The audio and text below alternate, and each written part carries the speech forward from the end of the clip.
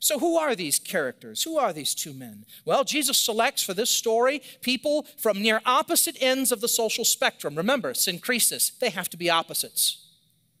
And so he does. Let us consider each of the two men, what they're like, before we see what they do. Our first character, who wanders into the temple to pray, is a Pharisee. The Pharisees, we actually, I think, have generally a very skewed image of what Pharisees were like. I think primarily because of their interactions with Jesus, and things never went well for them when Jesus was around. We tend to see them, unfortunately, in exactly the opposite light that they would have been seen by those in their culture. In fact, we use the term Pharisaical as a synonym for like legalist, closed-minded person. Person who, puts obligations on people they themselves aren't willing to meet. Hypocrite. We have all these negative ideas for it. And we rank them roughly in the same category as politicians. Or at least of the party that you didn't vote for. But culturally, Pharisees would have been highly regarded by the average Jew. They were the religious elite. They would have been the ones that any Jewish listener would have been expected to be praised for their religious devotion. It's more like the way you might look at one of the pastors here at Frontline. And to understand, I did not just compare David and Amanda and Blake to Pharisees. That wasn't the point. And Blake was in the first service and thanked me for not doing so. So that's how he wishes to be identified, as a non-Pharisee. But I tell you that to set a kind of a point of reference, that just as we would expect that if anybody in our midst were to be holy, spiritually mature, spiritually faithful, we would expect that if anybody, it's going to be at least one of our pastors, right? Very reasonable expectation. Well, that's pretty much how the Pharisees were understood in their time. If anyone could expect praise for godly behavior, it would have been them. And indeed, we will find out that the problem with the Pharisee is not his good actions. The problem is something else. But hold that thought. Because someone else has come into the temple, back here, sneaking in behind the curtain. Our other character, what the King James called a publican. Now, that's a very misleading word. If, maybe in Chaucerian English, it gives us the image of a bartender, literally the keeper of a pub. Well, that misleads. So most modern translations won't use this word. They will use it for exactly what it is. In Roman times, it was simply a tax collector. I don't know why the King James goes this way, unless they thought bartenders were awful people in the 1600s. Maybe, I don't know. But what we have here is actually a tax collector. And that meant the same to the Jewish folk of the day as it would mean to us. Somebody who takes your money against your will. Right? In fact, you can get a sense of how a first century Jew might have thought about tax collectors if you imagine what it would be like to have an IRS auditor show up at your front door. You'd lock it, turn off the lights, and pretend you're not home like it's Halloween. In fact, they were often compared to thieves, Roman sellouts, tools of government oppression. The Mishnah, which is a very early Jewish commentary on such things, actually classified tax collectors in the same category as murderers and robbers. People to whom you are not even obliged to tell the truth. No, we've got no money here. So you have very, very different people whom Jesus has selected. And both of these two men were told, go up to the temple to pray. They go up because Jerusalem is sitting on hills, right? So they mean it literally. They're going up to the temple. That doesn't mean they're like going to the UP. Now we have to consider each again, because the prayers of each of these two men are very different from one another. They are as different from each other as the two men are. So let's go to our Pharisee. Now, I'd like you, before I read it for you, I would like you to take note when I read. This is very important. Take note of how long his prayer is and how briefly his posture is described. Okay? Brief posture, long prayer. This is what we're told. The Pharisee, standing by himself, prayed thus, God, I thank you that I am not like other men. Extortioners, unjust, adulterers, even like this tax collector back here. I fast twice a week. I give tithes of everything I have. Well, the attitude of his prayer, this rather long prayer comparatively, is made clear very simply and unmistakably. I am not like other men. It is a prayer of aloofness, separation, and superiority. Note that the error here, the problem, is not what he does. The problem with the Pharisee is not his fasting and his tithing and things like that. In those things, he is simply performing that which was required by the Mosaic law. He's actually being a good Jew. And frankly, it's not uncommon, both in Scripture and in secular documents as well, to have people open up their prayers with how they have obeyed the commands of God. To sort of, remind God that I'm doing the best I can, sort of thing. You find it all over the Bible. The so-called Psalms of Innocence by David and other writers in Psalms are constantly saying, God, why am I suffering this trouble? Look at what I've done for you. Or Job, he spends the whole of his book defending his character on the fact of what he has done. In fact, you're going to find before this chapter is out even, before this chapter is done, you get this nice story of the what we call the rich young ruler, this guy who comes to Jesus wanting to know how to be saved, and his entire defense rests upon the fact that he has kept the commandments. The problem with the Pharisee is not that he was zealous about keeping the commandments and obeying God. That would be a mistake. It is always a good thing to obey God. That is not his problem. The issue here is clearly not what he's done, but something that is going on inside his heart. More specifically, what kind of worshiper he thinks he is. The error of the Pharisee has to be that he thinks he can be obedient to God, keep the law, and do all this, and still have disdain for people like that tax collector over there hiding in the shadows. So what may have started as a very legitimate affirmation that he's kept the covenant, he's been a good Jew, has now devolved into disdain for others and self-congratulation. At its essence, it seems to have at it the idea that, well, God should bless this man because it's simply what he deserves. As if his prayer were to be summed up something like this: look, God, I'm not like these others, so dear Lord, give me what's fair. Bless me.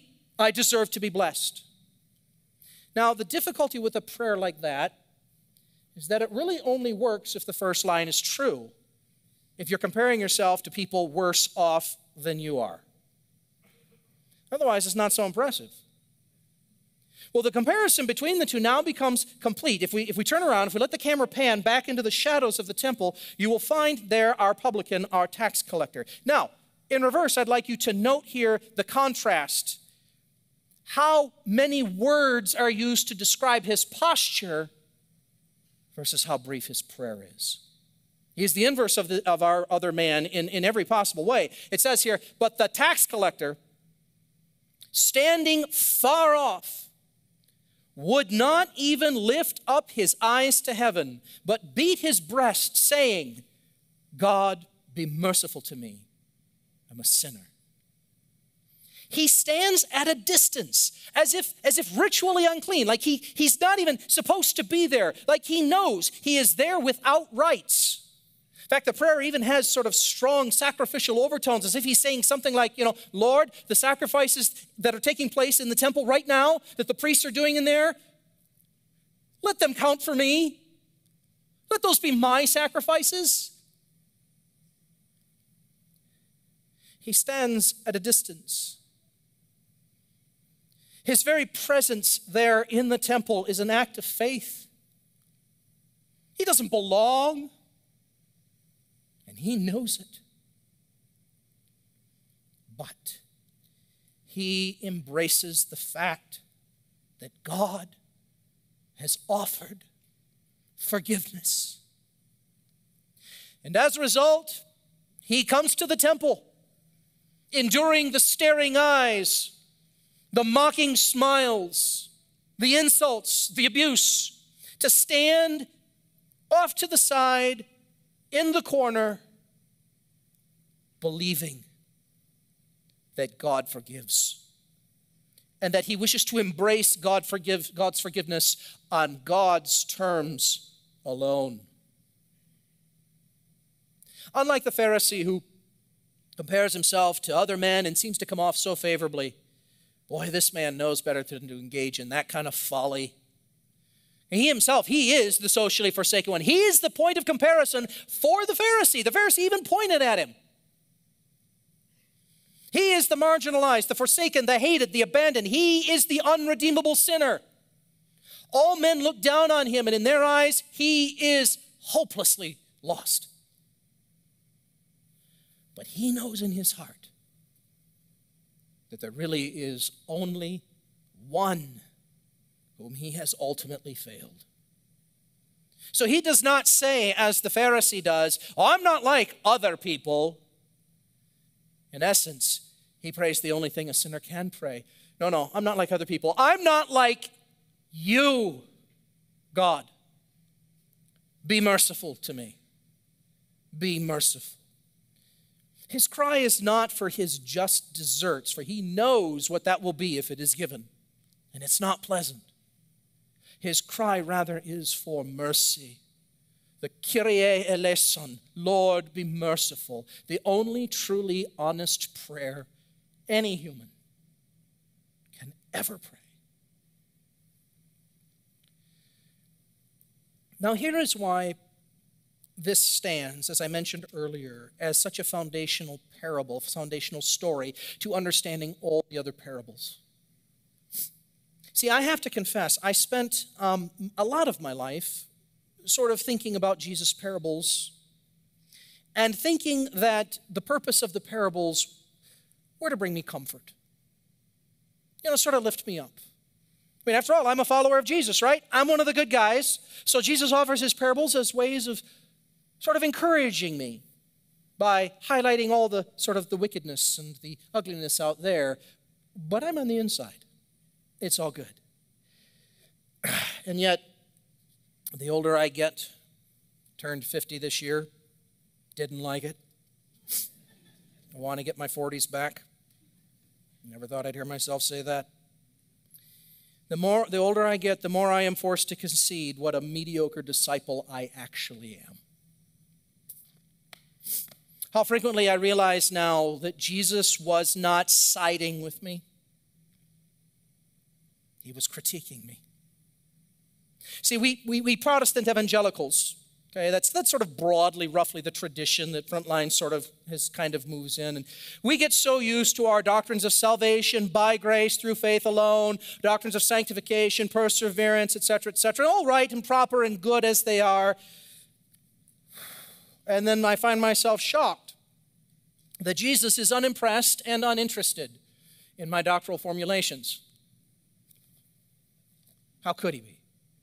That he speaks to all people, even his own disciples, as if the choice to follow him is ever before us.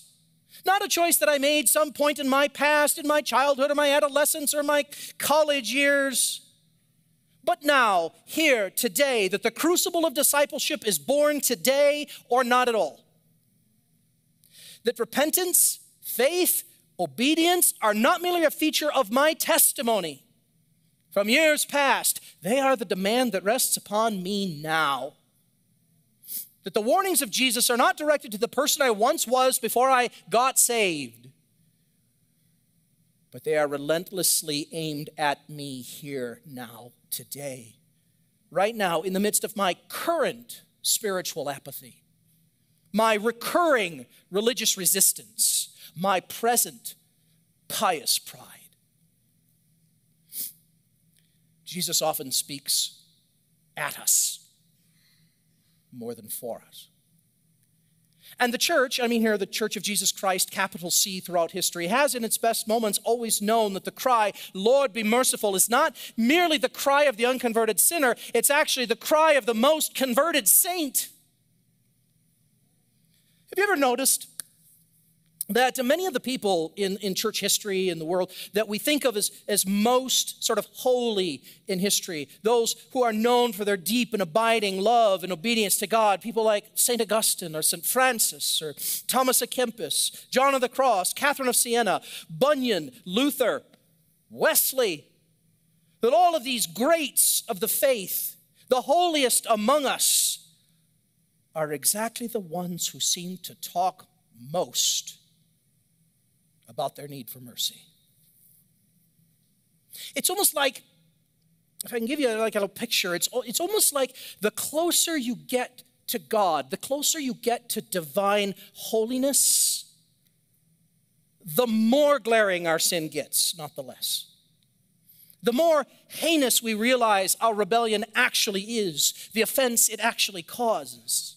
It's only those who are really, really far away from God, don't care, aren't interested. Well, they can think themselves just fine, but I guarantee you, you get into proximity of divine holiness, just like Isaiah, you're going to come off your feet. Lord, have mercy. And I mean it. Lord, have mercy. I turned 50. And so it is. The closer you get to God, the more you tend to think about these things, not less. But I don't want to end the parable here, because this is not a parable that's intended to move us to despair. It's not just a warning. It's not less than that, but it's more. Quite the contrary. This is also a parable about hope. Listen to the last line of the parable. Last words Jesus says on it. I tell you, this man, the publican, the tax collector, the one standing in the shadows, that man went down to his house justified rather than the other one. This parable actually ends with hope. That the hopeless man can and will be justified, can be reconciled to God. This parable is ultimately about the lavishness of divine forgiveness. And the only condition that is here mentioned upon which that justification rests is that we are simply honest with God about ourselves. That we stop putting on the pretenses and the masks and recognize that it is divine mercy we need, not divine fairness, justice, what we really deserve. Who of us could abide that? We can be forgiven, justified, restored, made whole, not because we are virtuous, but because God is merciful to all who ask. So this parable invites us to lay down all the ugliness, the shallowness, the banality that makes up our lives. Lay it at the Father's feet with the confidence that in this posture, God will be merciful, faithful, to give us not what we deserve, but what we really need. Friendship, life, a new beginning. The Apostle Peter would, many years after this, write words in his epistle where he would remind us of this. He would say, remember, folks, you once had not received mercy, but now you have. You once weren't even a people, but now you are the people of God. That is the point of this story. To bring us before the throne of grace in humility and need and find that God is sufficient, faithful, and good. Hey, thanks for watching this video. We hope you enjoyed it, hope it made an impact on your life somehow. And if it did, don't forget to like or subscribe or share it on social media with your friends as well. We always love seeing you, and remember that you can join us live every single Sunday. So hope to see you there.